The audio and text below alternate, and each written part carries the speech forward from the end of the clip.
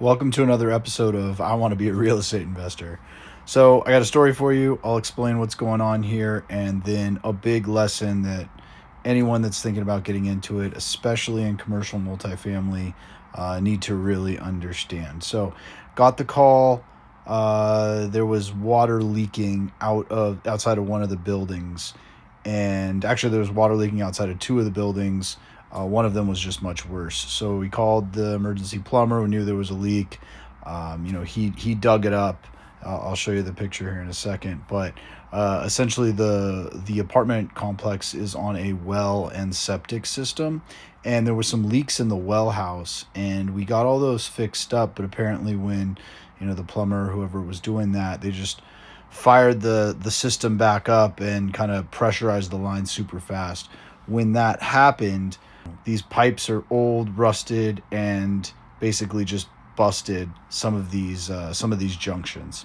So that's essentially what happened. The larger, I think it's inch and 3/4 pipe, is kind of the main feed, and then there's that inch and a quarter that's going into each of the buildings. I'll show you here in a second what that looks like, but the main lesson here is make sure that you are underwriting a lot of these CapEx repairs.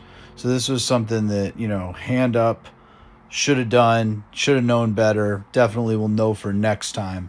But being that this was a 40-year-old property, I should have known that the plumbing was metal pipes in the ground, they were going to be rusted, and that this should have just been done rather than fixing these one by one, a couple $1,000s each.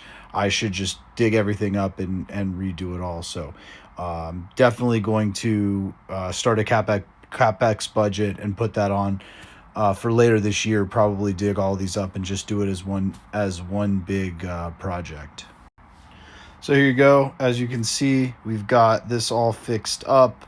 Apparently, these metal compression fittings were super hard to find. You had to drive around all day trying to find someone that had them local on stop because one of the buildings didn't have water, so we couldn't order it online. But anyway, so it was $2,200 to do one of the buildings. He's going to do the other building that's leaking tomorrow or the next day because it's not leaking bad enough to where they don't have water. So here's that second building here. As you can see, clearly a problem. Puddling up a little bit. Definitely the same problem as the last building, but not bad enough that we've got to get it done in that same day. So we'll get this done tomorrow or the next day. But again, lesson in all of this, make sure you're budgeting for the CapEx. Yes, the plumbing will go out if it's 40 years old.